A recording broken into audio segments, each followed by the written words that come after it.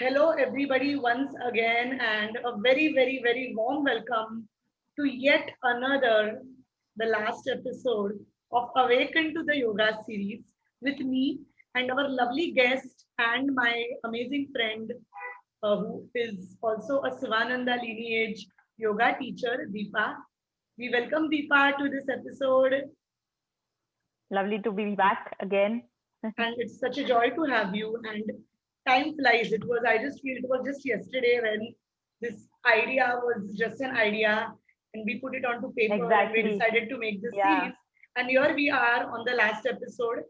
So, first and foremost, Deepa, once again, lots of gratitude to you for taking this time out and making this series.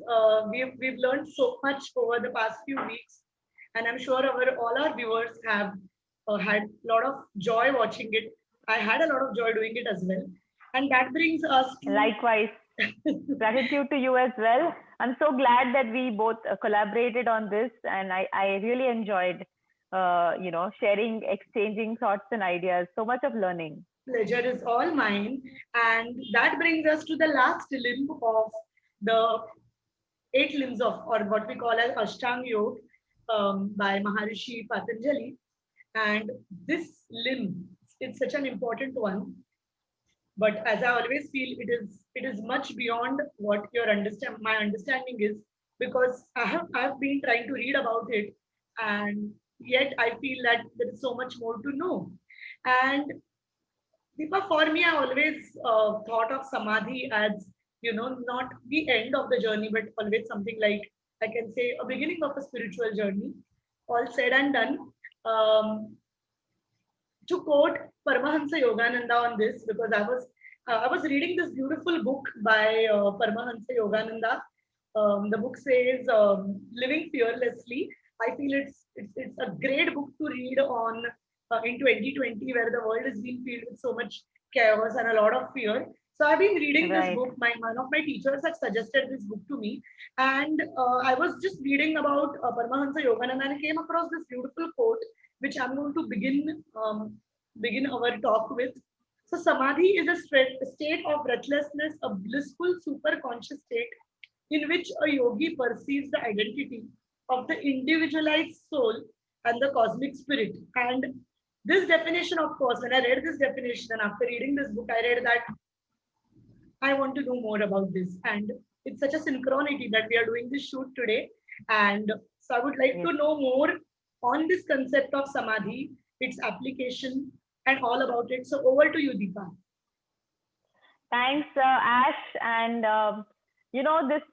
this particular video, I always make notes of okay, what I'm going to say, what I'm going to share for every video that we have.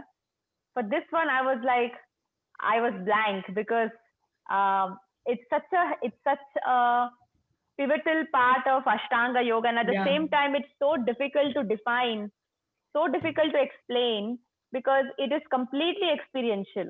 yeah. It is an experiential limb, and Hmm. unless somebody actually experiences it, it's very hard to put it into words. Even somebody who experiences it, it cannot put it into words because it cannot be logically explained or logically defined. And I would say, I'm still a baby in the in this whole yogic journey. So I think anything I say would not do justice, complete justice to the word, to this particular term itself. But I'll try my best to simplify what it means so that we know what we are working towards. And for this particular limb, I have taken inspiration from my teacher, Dr. David Frawley. I'm learning a course from him, and I refer to his books quite a lot. And one of his books talks about samadhi, and he says that samadhi literally means bringing everything together, coherence. It's like complete sama adi. So bringing sama is same or balanced, and then just it's the Hmm. whole idea of bringing everything together. So you Hmm. can say oneness, because when you bring Hmm. everything together, it's oneness. Hmm. And Hmm. yoga itself, yoga itself means union. So yoga itself is Wow. oneness. So very simply put, even as Patanjali also says, samadhi is actually what real yoga is. Hmm. Yeah. the final objective, or what yoga, the Yoga Sutras themselves define yoga as samadhi. Wow. But just to understand what it means is, where your mind is fully united with its object of perception, so that the mind disappears and merges into pure consciousness and bliss. So it is the highest aspect of yoga practice, as complete meditative absorption that takes us beyond the body and mind. So it's basically the end of the analytical mind. It's not that it's the end of the mind. It's the end of the analytical mind. Yeah, it's possibly, it's a state where you're not analyzing, and you're not grasping after things anymore. You're not trying to process anymore. You are at a stage where the difference between you and your object of meditation has dissolved. So just to give a humorous example, my teacher Swami Govindananda, who I learned my teacher's training courses from, he always gave the example of ice cream. If we had to talk about bliss, his favorite analogy was an ice cream. Okay, so he always said, if you're looking at an ice cream, if you're eating an ice cream, you're in that state of bliss. You're meditating on that ice cream, and when an ice cream comes in front of you, you're totally in a state of bliss. So samadhi is where you're meditating on that ice cream, and then you become that ice cream. Wow. In a certain sense, you become the object that you're meditating on. There is no differentiation left. So simply put, if you're the yogis of the ancient yogis, when they talked about samadhi, they talked about an experience where they were one with everything. They were not separate anymore. They were one with everything. So it's as simple as that, but as difficult at the same time to understand unless you've experienced it. Yeah. Totally. So Deepa, you know what? I also, as you said, of course, I know this term is quite beyond the intellect. So for me as well, when I was reading it, obviously, I'm still a very basic learner, so there is so much more to learn. So when I was reading about samadhi, however, I felt about one thing, which was when I see a lot of these creative artists, singers, especially people who paint. Right. Then there are people who have been involved with any form of art, and a lot of them, when they are putting their piece of art in front of someone, they always say that there is a force beyond me which was doing it. So if you hear a lot of devotional songs sung by a lot of these classical singers, or whether you see the paintings done by artists, like going from the ancient times till today, and when you see, they always say that I didn't do it, there is a higher power beyond me There's which something did it. working through me. Yes, and even Dr. Wayne Dyer, who happens to be one of the very well-known personal growth coaches and author and a motivation speaker, and he talks a lot about. So he says that all the books which I have written, those are not written by me. There was a higher force which came through me, and it portrayed that piece of art. So, do you think that can be connected to what we talk about samadhi here? Maybe in a certain sense, yes, because what happens is, in samadhi, your ego is supposed to completely get obliterated. Yes. It's not, you're not Ashwini or Deepa with our individual specific traits anymore, or individual specific likes, dislikes, attachments, desires anymore. You are no longer a separate entity. That part of you has been obliterated. So then it's like a bubble has already burst and it has merged. So in especially in artists, because they are obviously, especially devotional artists, or even artists who are into something very specific, like they're say they are doing the violin, or they're playing the sitar, yes, or they're playing the flute, or somebody singing like Pandit Jasraj, Pandit Bhimsen Joshi, all of these maestros, when they are singing, they are in complete state of absorption. And who's to say they have probably entered into a state of, like, some sort of a samadhi, maybe not the full samadhi, but some sort of samadhi, where their communion with the cosmos is so strong that as a channel, they are brilliant, because the source is flowing through them, and coming out of their mouths or their hands or all their organs of action. So it's possible, it's very interesting how these how the universe operates. I wouldn't be surprised. Yeah. So Deepa, are there, as you know, because when we were discussing, you spoke about there could be different, levels, as you said, of samadhi. Maybe, Right. yeah. So do you want to add more on that? Yes. So I want to say that before I go on to that, I just want to say that samadhi is considered so important. I mean, we talk about asana, pranayama, and all of that, but samadhi is considered so important in the Yoga Sutras that Maharishi Patanjali placed Samadhi Pada. There are about 4 sections. It's the first of the 4 sections that the whole Yoga Sutras begins with. It starts with Samadhi Pada and then moves on to Sadhana Pada, Vibhuti Pada, and so on and so forth. So it is so important that he starts off with Samadhi Pada. Instead of ending it with Samadhi Pada, he begins with Samadhi Pada. So because I think one of the objectives here is to make the practitioner or the sadhaka realize that this is what your aim is. This is what your goal is. So he makes the goal very clear. There is no like, okay, it could be this, it could be that. It is right in front of you. It's very clear. So that is one thing. And then, of course, I would say that, again, based on what my readings have been, there are different types of samadhis.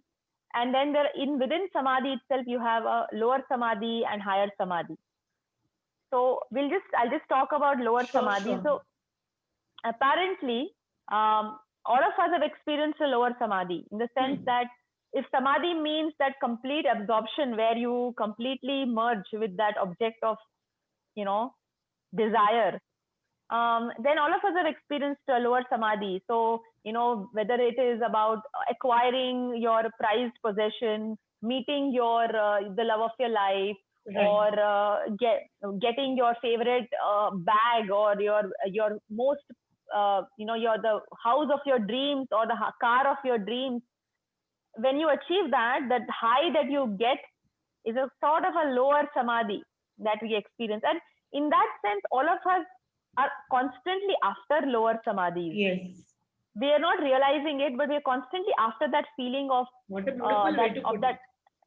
Yeah, like that high that you get. Oh my God, like that feeling of what I have arrived, or this is it. This life can't be better than this. But what happens is it's transient. It ends. It ends. Maybe it's some samadhi. Like time. Like if you are having your favorite ice cream, it will probably end in a day or so, or maybe after a few scoops of that ice cream. If you buy your favorite car, then, or a Ferrari that you really wanted to buy, then maybe it will take 6 months for that samadhi to go. If you're buying your house, again, it will probably take some time. But again, the fact is it's all short-lived. Yeah. So what yoga says is the high that you're seeking outside, that same high you can get from inside. You have access to, they say that the brain has receptors, bliss receptors. You can access that kind of bliss, that kind of permanent level of happiness and bliss if you are able to tune your instrument and work towards it. But most of us don't know that. We don't know the workings of this instrument, but we know how to go out. Yeah, because we know how to do that. We know we work we study hard, we work hard, we make tons of money, and then we go and buy everything that we want, thinking that that's going to make us happy. That doesn't. After some time, there's something else that you're aiming for, something else. It doesn't end. But if you're looking at something inside, again, I'm not saying that this is also a journey. It doesn't stop. It is, of course. Even after your samadhi, there are levels and levels of absorption, but it's all inward. Yeah, you're content within yourself. You know that Absolutely. The real journey is inside, not outside. There are times, Deepa, I feel, especially when I'm doing a Zumba workout, or me and my sister, we talk a lot about workouts and the kind of high they give you. So my sister always says that when she goes running, she sometimes find that moment of bliss. And I feel the same about when I am in a Zumba session, and you feel that energy and that sense of bliss, and you feel so good about it. And I think that could also be a Yes. lower samadhi, what we are talking about here. Possible, absolutely. That feeling of like that, you are in your element and you're completely one with what you're doing, Absolutely. that feeling is, you probably can call it a lower samadhi. Yeah, and we never Uh, thought that way, right? I mean, we never till now thought we that only way. thought that okay, samadhi is something which is meant for the higher level of yogis, and Exactly. I can probably imagine when I think of samadhi, I can only think of Mahavdar Babaji sitting in his beautiful lotus pose, and that is what I equated. But even these little aspects where Yes, we become so with the source, like I yes, feel that when I'm meditating sometimes, or I feel that in a Zumba yeah, class, or sometimes even when I'm writing, I feel that level of bliss. absolutely. Absolutely. And Ash, and it's important for us to be able to understand it in this way. And I think that's why I really like the way Dr. David Frawley talks about the lower and the higher samadhis, because he doesn't make it look like something unachievable. Because Yes. it is not. It is not. If it was unachievable, it wouldn't be there in the Yoga Sutras. It wouldn't be there for all of us to understand and So comprehend. well said. So So well said. it it makes it relatable. It makes it comprehensible, comprehensible. So I think it's very important to know that it's very much possible to achieve samadhi. The Hmm. only thing is, in the higher samadhis, I think the most important thing here is, um, in higher samadhi, you're really turning inward. Your Hmm. whole journey, like I said, is inward. So meditation is one of the best ways. So if you want to practice the high samadhi, the one of the only, probably the only way to go to it is through a state of meditation. Absorb deep meditation through practice. And one other thing that is said is, if this particular limb is like a leap of faith, you know it's like, Hmm. when you're, until meditation, you still know what you're doing. Once you're moving from meditation to samadhi, it's a leap. You're making a leap. And in that case, you should need to be able to surrender to the cosmic consciousness. You need to be able to practice that Ishvara Pranidhana, one of the niyamas that we Niyamas which we mentioned discussed earlier here. on. So it goes close. Dhyana and Ishvara Pranidhana goes very closely for us to move to the samadhi path. Wow. So I would say, for us, for everyone who's listening to this, that have that sense of surrender, and have that sincere intention of being able to, of practicing to turn inward, so that you will be guided. I think everyone who is on a sincere journey is guided by the universe. I trust that completely. So each one will be guided, and each one is a laboratory. You experience your samadhi. Very beautifully said. And Ash, one other thing, I think I have one last thing to say about samadhi is, you know, most of the faiths are talking about, most of the religions of faith, they are talking about, um, a, a god who is sitting out there, deciding what's right, what's wrong. And I completely understand. I mean, all of us have also at some point looked up and said, like, somebody, like, okay, you want to reach out to a higher source. Absolutely correct. But in yoga, which is a science, the science says that there is no need to look outside. You just have to look inside. So the real understanding of samadhi is, can be explained also by the in the Upanishads, where you have the four Mahavakyas. Hmm. You have, I have this out here. You have Tattvamasi. You Hmm. have Aham Brahmasmi, Brahmasmi. Ayam Atma Brahma, Hmm. Prajnanam Brahma. So these four Mahavakyas, which are mentioned in the Aituriya, Mandukya, Chandogya, Brihad Aranyaka Upanishads, it's part of the Vedas. It's a summary. It's a summary of the Vedas, and all of them come to the same conclusion, that Hmm. everything that you're looking for outside is inside you. So the God that you're seeking outside is inside you, and you are that. And again, I'm going to quote that. Nisargadatta Maharaj and his book, which is I Am That, which actually means you Yes. are the same force. There Yes. is that force is within Yes. you. You are Yes. the cosmos within you. Yes. You are the universe within you. Yeah. And because you are that, you can experience that oneness. You wouldn't if you can't experience that oneness, right? The reason you're able to experience that oneness, whoever is able to experience it, is because they are that. Absolutely. But it's very easy, but it's very hard. It is, and I think all that whatever we spoke. I mean, I think we have covered the tip of the iceberg about samadhi, because there is so much more to learn. There is so much more to understand, and there is so much more which is beyond the understanding. Exactly. Right. Exactly. So to sum up, I can say that pratyahara leads you to dharana, because once you're looking within, you will start focusing the concentration, from which you will slip into dhyana or meditation, and from there you slip into samadhi, and you realize that, because eventually life is the journey of knowing that we are the universe, we are love, and it is all about unlearning the fear. Because what is fear? Like, because I'm reading this beautiful book where he says that fear is you not being one with God. Exactly. Right? You not being one with the universe. So everything else which is you as a separation from the universe will lead you to fear. And that exactly, I think that's the best way to understand samadhi, is knowing that you and God, or you and the universe, or you and the cosmos are one. And it's all about your journey to learning that and being in that state. And in that state is where you experience the supreme bliss. Yeah. And the supreme joy. Absolutely. Absolutely. Absolutely. Wow. So that was so beautifully said. And Deepa, thank you so much for making it so simple and nice for us, because I think, as I said, there is so much which we can talk about, and there will be so many things which will beyond our understanding. But I think that really concludes this beautiful journey of 9 episodes of Awaken to the Yoga series.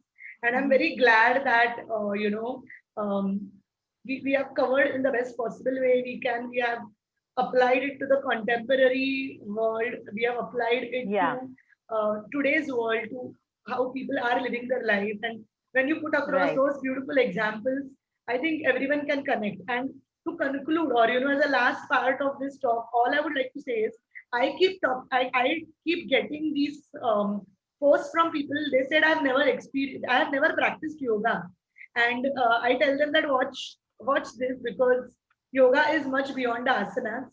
So when people say that, I want to start doing yoga, but I'm not doing, and I tell them that you're already doing it. So I think, the whole aim of these episodes was to put it out in this world that yoga is much beyond asanas. We all are yogis. We all have a yogi within us. And it's it's about tapping that power within you, understanding what it is and practicing it. Because yoga is much more than what is happening on the mat. So that was what the message of this series was to everyone. So thank you everyone for watching this. Yet another powerful episode comes to an end. I think this entire journey of 9 episodes has come to an end, and it's time to say goodbye to this beautiful collaboration. Of course, we have loved collaborating with Deepa so much. We are going to do much more in the future. Back. Yeah. Yes. We'll come back together again. We are definitely going to come back together. But as far as Awaken to the Yoga series was concerned, this is the last episode.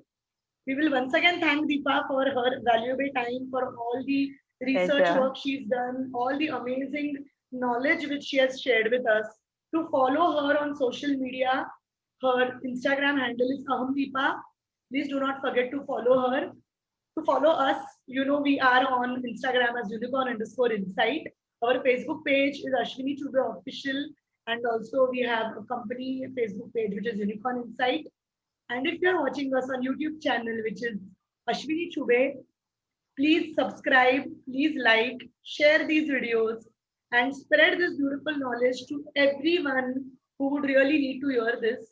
And thank you very much for being such kind spectators, such a beautiful audience, for your valuable feedback. and for giving us so much love and encouragement. We are very, very thankful to you. Thank you. Thank you, Deepa. And Thank you, namaste. Ash. Lots Namaste, of love everyone. and light to everyone.